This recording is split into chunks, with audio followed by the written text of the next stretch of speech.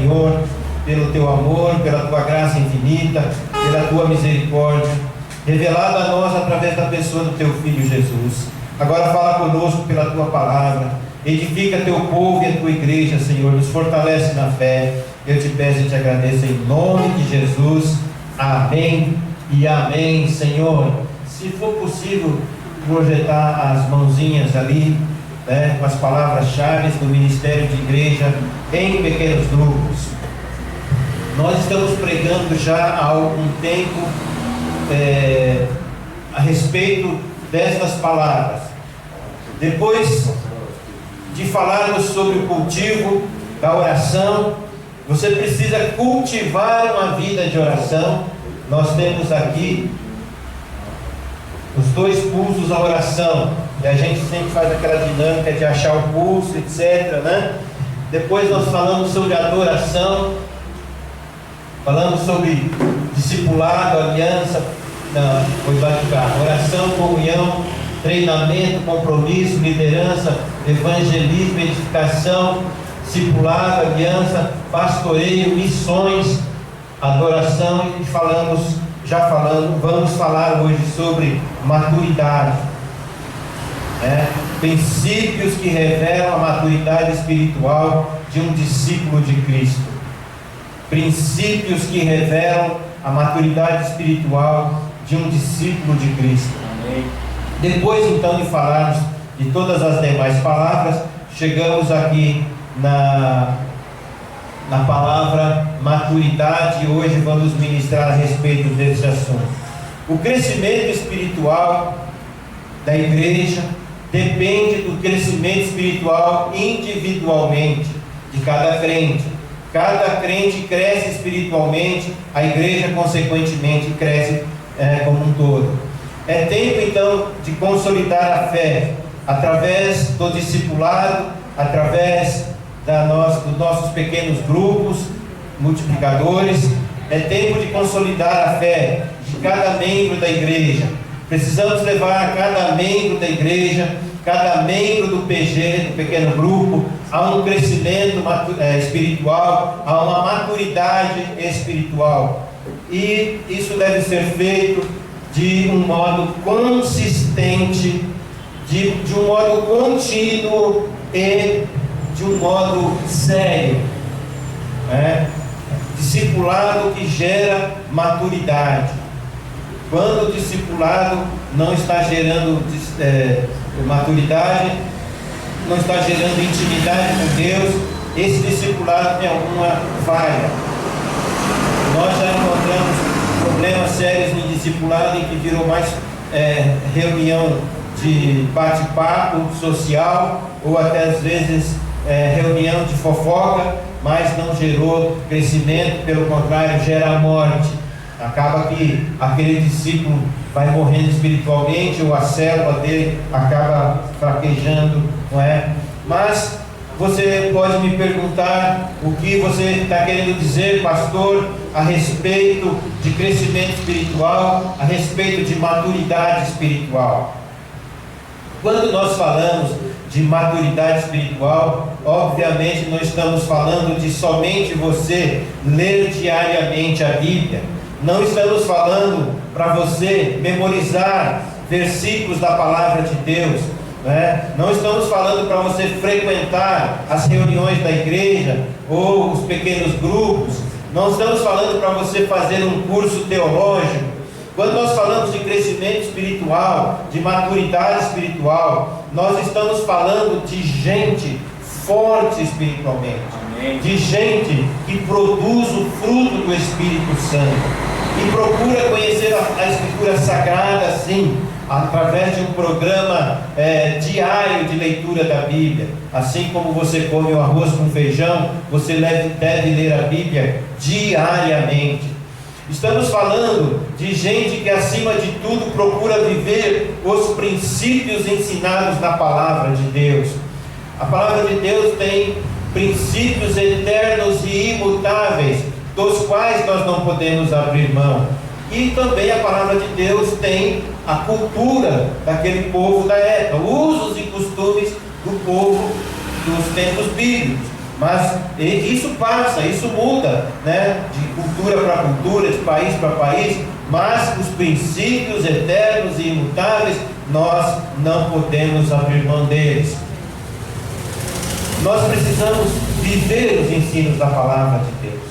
Então, nos seus relacionamentos sociais, no seu trabalho, na escola, na sua vizinhança, você precisa viver aquilo que tem aprendido na Bíblia. No seu relacionamento familiar, aqui na igreja, nós precisamos transpirar a palavra de Deus, viver a palavra de Deus. O melhor lugar, meu querido irmão, para você testar a tua espiritualidade é na família. É ali dentro da tua casa, no seu relacionamento com a esposa, com o marido, com os filhos, que você vai ver se você realmente é um crente que está vivendo a palavra de Deus. Quanto mais parecido você for em sua casa com aquela pessoa que você é aqui na igreja, melhor para a tua saúde espiritual e emocional. Significa que você é um crente saudável, que não é um crente que usa máscara, né? O crente que usa máscara é aquele que é uma coisa aqui na igreja e outra coisa lá na casa. Vem no carro quebrando o pau, brigando e xingando e maldizendo. Quando chega na porta da igreja, cala a boca todo mundo agora chegamos na igreja. Aí chega aqui na igreja, vai ali no seu cabide, coloca a máscara de crente espiritual. Parece aquele filme do Máscara, né? Coloca a máscara e daqui a pouco fica todo poderoso, não é? Não é assim que funciona. Deus está vendo todas as coisas. Quanto menos máscara você usar, melhor para a tua vida espiritual, melhor para o teu crescimento e para a igreja. Quando nós estamos dizendo que precisamos praticar a palavra, irmãos, nós não estamos falando de você praticar só aqui na igreja, no culto, mas em todos os momentos da sua vida, não é? Estamos falando que na prática, viver a palavra de Deus é uma bênção para a sua vida. Aonde você estiver, as pessoas crescem na fé à medida que vão vivendo de um modo digno do Senhor Jesus. Na medida em que você vai crescendo espiritualmente, você vai ficando mais parecida com Jesus Cristo. Aqui na igreja é muito fácil ser crente, e ainda assim tem gente que derrapa, né? Tem gente que comete erros, né? Ser crente no meio dos crentes é uma moleza. Quero ver você ser um bom crente lá na sua casa, lá no seu trabalho, quando teus amigos começam a fazer gozação da tua cara, que agora você virou crente, não é? Tirar, como dizia na época de jovem, tirar o pelo, né? Arrancar o pelo do cara, tanto fazer gozação. Pessoas que imitam o Senhor Jesus, faz aquilo que Ele ensinou e procura fazer aquilo que Ele fez, não é? Crente que está amadurecendo na fé, vive assim. Nós não podemos, sabe, irmãos, ser uma coisa aqui, lá no trabalho ser outro. Falar palavrão, xingar, entrar no meio da roda de piada suja com os colegas de trabalho, não é? As meninas se reúnem lá no vestiário ou no banheiro e começam a falar de homens e tal, e tal, e tal. Eu nunca entrei num banheiro feminino, mas as pessoas que eu conheço me contam. Entendeu? Como é que fazem lá. Nós imitamos o Senhor Jesus, sim ou não? Amém. Paulo diz: sede meus imitadores como eu sou de Cristo. Imitamos o Senhor em quê? Na doutrina do Senhor, no ensino do Senhor, mas também na prática de vida. Isso significa, quando eu tenho esse propósito na minha vida, significa que eu estou amadurecendo na fé, crescendo na fé. Então nesta noite nós vamos falar a respeito de alguns princípios que revelam a maturidade espiritual de um crente em Jesus Cristo. O primeiro princípio está no Marcos, no livro de Marcos, capítulo 12, verso 30 e 31, que lemos agora há pouco. Eu vou reler. Marcos 12, 30. Amarás, pois, ao Senhor teu Deus de todo o teu coração, de toda a tua alma, todo o teu entendimento, todas as tuas forças. Este é o primeiro mandamento. O segundo semelhante a este é: amarás o teu próximo como a ti mesmo. Não há outro mandamento maior do que este.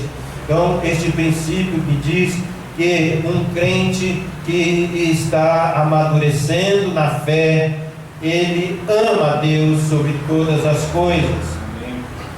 E demonstra este amor na prática para o seu próximo. Amarás, pois, o Senhor teu Deus. A palavra aqui no grego é ágape. Significa um amor de entrega, um amor sacrificial. Não é uma coisa da boca para fora, não é emoção, não é um amor sentimental, mas é um amor de obediência, é um amor serviçal, é um amor que serve, que se entrega, que se consagra ao Senhor, que se dedica a Ele. Ao Senhor teu Deus você vai amar como? De todo o seu coração. Aí então entra o sentimento, de todo o seu coração, toda a tua alma. Então refere-se aqui ao contato espiritual com Deus, ou alguns interpretam que a alma aqui é a mente, através da sua mente, do seu intelecto. E aí ele diz, aqui agora sim, aqui a alma é espírito mesmo, falando do relacionamento espiritual e sobre todo o entendimento. Aqui então diz respeito à mente e toda a tua força física. Então amar a Deus integralmente, emocionalmente, espiritualmente, intelectualmente e pelas tuas forças físicas. Este é o primeiro mandamento. Você cumprindo este mandamento, o teu relacionamento com Deus já vai ser algo maravilhoso. E este amor para com Deus vai se refletir nas pessoas que me rodeiam, ou com as quais eu convivo. Ele diz: amarás teu próximo como a ti mesmo. Este é o segundo mandamento. Eu não amo um africano que está lá na África do Sul, lá em Angola, Moçambique, que eu nem conheço. Não amo. Mas eu amo o próximo, não emocionalmente ou sentimentalmente, mas amo porque eu vou ajudá-lo quando ele precisa. Amor ao próximo é isso, é serviço para quem está precisando, é socorrer ao necessitado. Tiago fala: se a gente ver alguém, um irmão, e a gente passando necessidade, mas a gente diz para ele assim: vai em paz, meu irmão, farta-te, fique em paz, tranquilamente, descansa. E você sabe que ele está passando necessidade e você não faz nada, você está em pecado. Eu não posso falar para alguém que eu sei que está passando privações, para ele descansar, ficar tranquilo e se fartar, quando eu posso ajudá-lo. Esse dia atrás eu vim no médico, passei no farol, veio um rapaz na cadeira de rodas, vendendo aquelas balinhas, eu não posso falar esse negócio de açúcar. Aí, mas o Senhor falou para mim: pega o dinheiro que você tem na carteira e dá para ele. Eu abri a minha carteira, não tinha muito dinheiro, mas tudo que eu tinha, eu dei na mão dele. Aí ele falou, mostrou as balinhas para mim e falou: pode escolher uma. Eu: não, amigo. Deus te abençoe, O Senhor falou. Aí eu vejo aquele homem na cadeira de roda, com a perna amputada, e o Senhor fala: entrega o teu dinheiro para ele. Eu falo: não, Senhor, não, só tenho esse na carteira, não vou sair por aí sem dinheiro, Mas se eu tivesse mais dinheiro e Deus tivesse dito entrega, eu entregaria, porque isso é o amor ao próximo, entendeu? O vizinho está passando fome, você sabe, você pode ajudar. Mas ele não é da igreja. Alguém uma vez falou para mim assim: vamos parar de ajudar essa pessoa porque ele não é da igreja, ele não nem quer saber de igreja. Não, eu falei: não, mas a fome não tem religião. Está passando necessidade, vai lá e socorre, vai lá e ajuda, não é? Então, amarás o Senhor teu Deus sobre todas as coisas, demonstrado na prática no amor para com as pessoas. O segundo princípio: um crente que está amadurecendo espiritualmente, ele permanece do Senhor Jesus e na sua palavra. Isso está em João 8,31. Vai abrir? João 8,31. João, capítulo 8, verso 31. Assim diz a palavra de Deus. Jesus dizia, pois, aos judeus que criam nele: se vós permanecerdes na minha palavra, verdadeiramente sereis meus discípulos, e conhecereis a verdade, e a verdade vos libertará. Jesus falava com os judeus que criam nele. É impressionante, não é? Que o Evangelho veio a nós através dos judeus. Os oráculos de Deus no Velho Testamento foram revelados a nós pelos profetas de Deus, judeus, hebreus, e depois no Novo Testamento pelos discípulos e apóstolos de Cristo, judeus. Mas houve na história uma perseguição, e ainda há, contra o povo judeu, movimento sionita.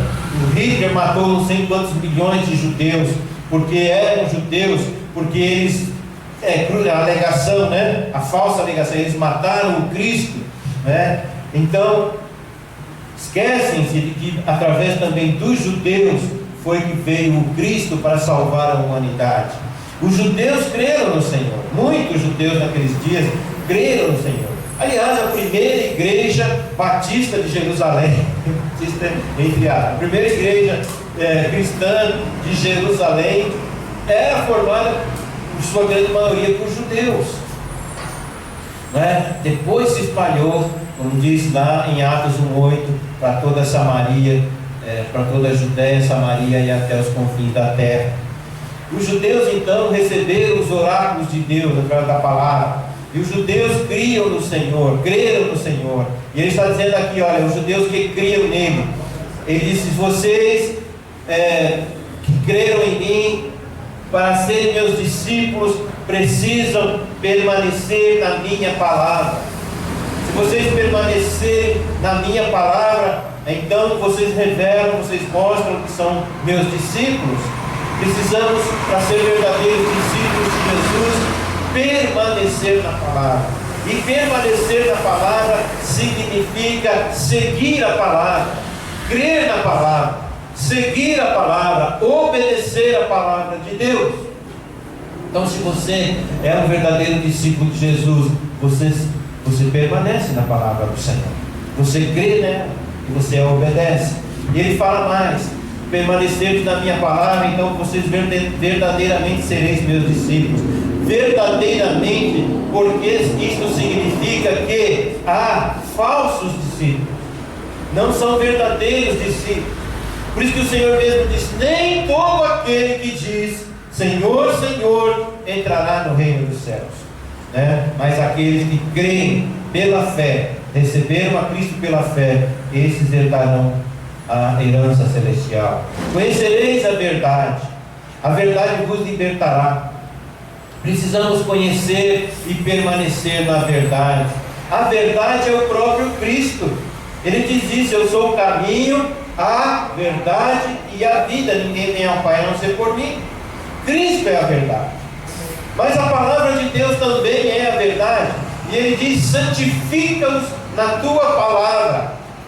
Santifica-os na verdade. A tua palavra é a verdade. A Bíblia é a verdade. De capa a capa, do Gênesis capítulo 1, verso 1, ao Apocalipse capítulo 22, verso, não lembro agora. Não dá para lembrar tudo. Lê aí. A palavra de Deus é a verdade. A palavra de Deus diz que o Jonas foi engolido por um grande peixe. Verso 21, eu ia chutar 21, mas fiquei inseguro se era 21 ou 22. Apocalipse de Gênesis 1:1, Apocalipse 22:21, é a palavra de Deus.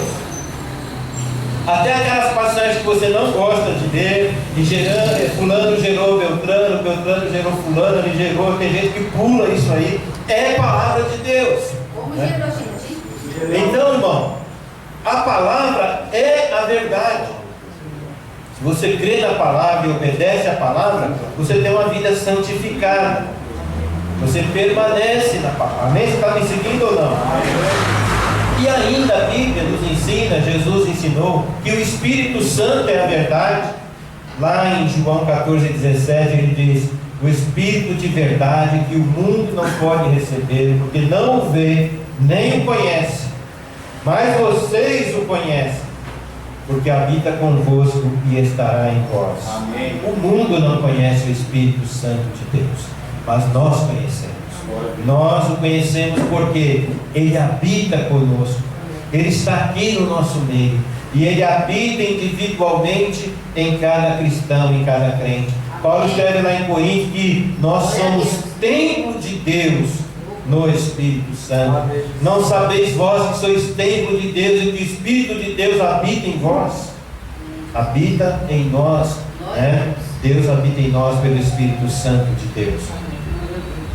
Então, Jesus é a verdade, a palavra é a verdade, o Espírito Santo é a verdade, e o discípulo que permanece em Jesus e na sua palavra, ele é um crente hoje, foi um crente ontem, é um crente hoje e o será amanhã. Quando encontra alguém que diz: eu já fui crente, quanto tempo eu indago da pessoa? Quanto tempo você se afastou do Evangelho, se afastou da igreja? Tem uns 15 anos. Você nunca foi. Você foi membro de igreja, mas membro do céu nunca foi. Porque quem tem o Espírito Santo é incomodado pelo Espírito de Deus para retornar. A pessoa pode se afastar por uma fraqueza, por algum motivo, mas por algum pecado, mas o Espírito de Deus fica lá incomodando, né, tocando no coração dele, e ele tem que voltar para a igreja. E às vezes ele não tem uma igreja, mas ele vai em uma, outra, até encontrar o local certo, não é? Então o verdadeiro discípulo de Jesus será sempre discípulo. Nós precisamos ser discípulos de Jesus 24 horas por dia, 7 dias da semana, 30 dias do mês, 365 dias do ano. Somos discípulos, somos seguidores do Senhor, confessamos a Jesus, o Deus diante do qual eu ando, o Deus que eu tenho temor, que eu sirvo. Nada vai mudar a minha mente em relação a isso. E um crente maduro não é apenas um mero religioso. Ele tem o Evangelho de Jesus, a palavra de Deus, como estilo de vida. O verdadeiro discípulo permanece servo do Senhor, do Deus vivo e verdadeiro, né, até a eternidade. Eu não sou o Senhor da igreja, eu sou servo juntamente com os meus irmãos. Lá no Apocalipse, quando o Senhor estava revelando ao João as revelações do futuro, e um anjo veio trazendo uma visão para o apóstolo João, e aí o João se ajoelhou diante daquele anjo, e o anjo disse: não faça isso, porque eu sou um servo como você. Eu também sou um servo. Adore a Deus. Olha, fiquei até arrepiado. Adore a Deus. Adore a Deus. Não se prostre diante de homem nenhum, de imagem de escultura nenhuma. Não se prostre diante de nada a não ser diante do Deus vivo e verdadeiro. Quando os judeus foram levados cativos para a Babilônia, e ali o imperador, o Nabucodonosor, influenciado pelos seus conselheiros, fez uma grande estátua de ouro, né, para que todos, quando se voltassem para a estátua o adorassem. Mas Daniel, e não podia orar para nenhum outro Deus, porque para eles o Nabucodonosor, servo de Nebo era o Deus deles, né? Servo de Nebo, Nabucodonosor, então ele era um Deus para eles. Mas Daniel todos os dias ia para o seu quarto, 5 vezes por dia ele orava ao Senhor, 3 vezes por dia ele orava ao Senhor, coisas voltadas para Jerusalém. Os dedos duros não demoraram muito em falar: o teu servo Daniel, teu queridinho Daniel, está lá, orando para o Deus dele. Chamou Daniel, indagou de Daniel se isso era verdade, e ele não mentiu. Diz: Deus, rei, o Senhor é muito importante, mas nós só nos ajoelhamos diante do nosso Deus. Daniel então foi lançado na cova dos leões. Deus fechou a boca dos leões. Amém? Então, irmãos, não se aparte da tua boca o livro desta lei. Permanece nele. Não tenha medo nem vergonha de você te falar que você é um servo do Deus vivo e verdadeiro. Amém? Aquele que permanece no Senhor está de fato amadurecendo na fé. Terceiro princípio: o crente que está amadurecendo na fé, ele busca encher-se do Espírito Santo de Deus. Um crente que está amadurecendo espiritualmente procura ser cheio do Espírito Santo. E em Éfesos 5:18 ele diz: não vos embriagueis com vinho, no qual há devassidão, no qual há dissolução, e na outra tradução diz: no qual há contenda, mas enchei-vos do Espírito Santo. Amém. Amados, quanta tragédia, quanta desgraça a bebida alcoólica tem trazido no meio das famílias. Quantas situações de até crimes, né? Pessoas que cometem o homicídio por causa da bebida. Quando nós trabalhamos lá numa igreja em Mauá, nós abrimos uma ONG chamada, era uma instituição beneficente.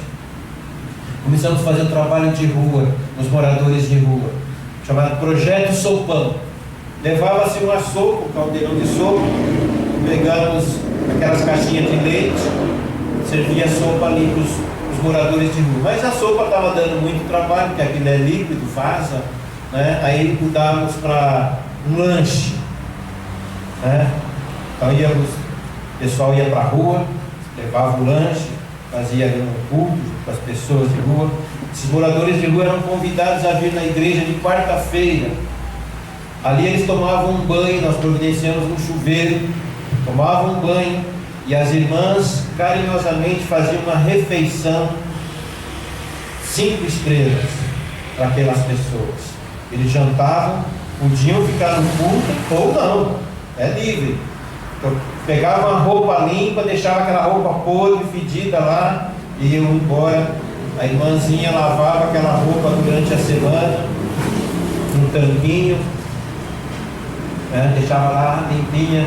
No domingo eles voltavam, outra janta, né? E alguns começaram então a ficar no culto, mas era feita uma ficha dessas pessoas e eu entrava em contato com as famílias, ligava para a esposa, para quem deixasse o contato, o telefone.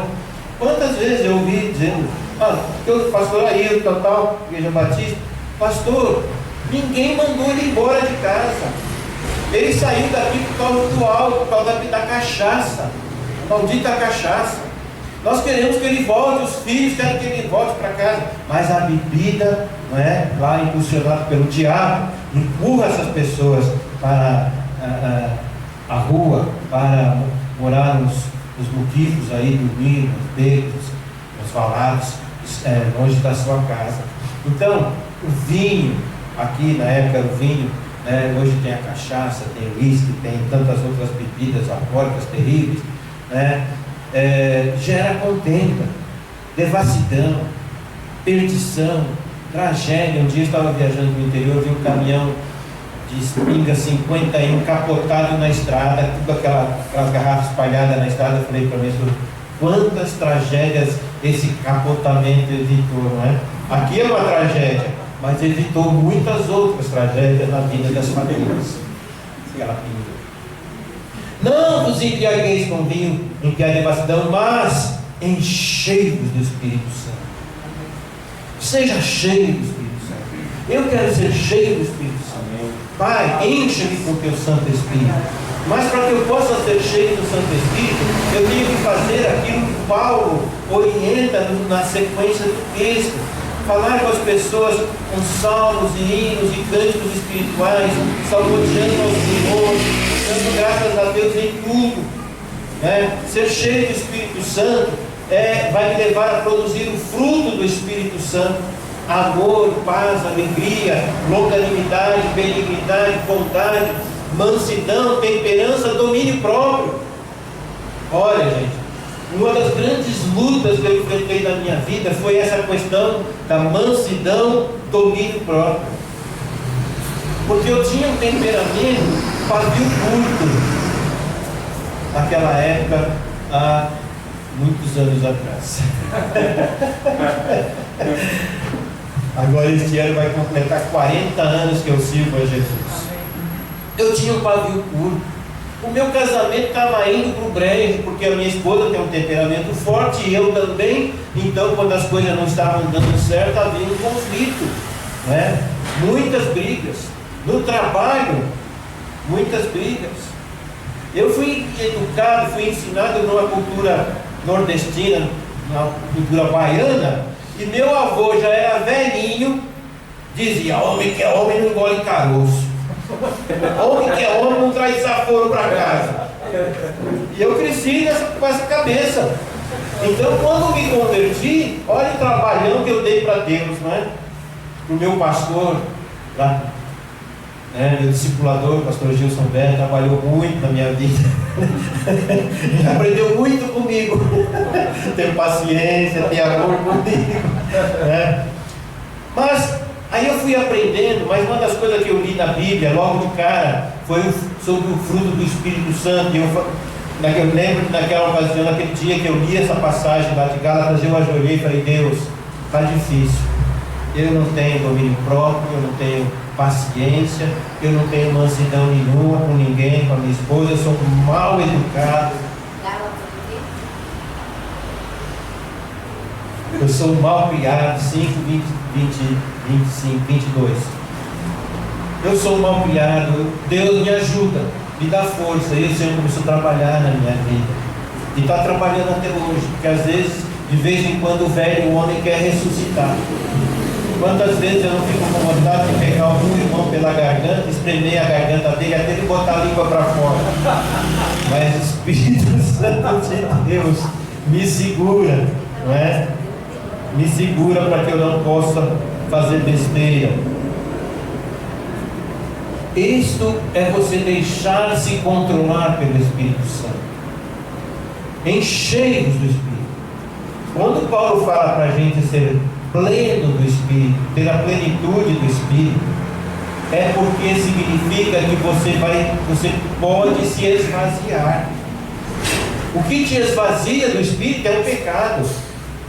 Os maus pensamentos, os maus sentimentos, você vai esvaziando, tá? O ponteirinho lá do combustível do Espírito Santo, você enche o tanque, está cheio do Espírito Santo, glória a Deus.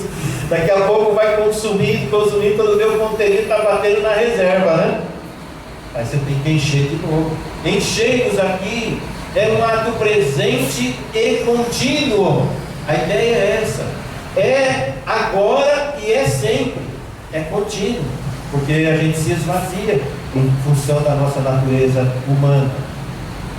O quarto princípio de um crente que está amadurecendo na fé é que ele procura frutificar em toda boa obra. Veja Colossenses capítulo 1, no verso 10.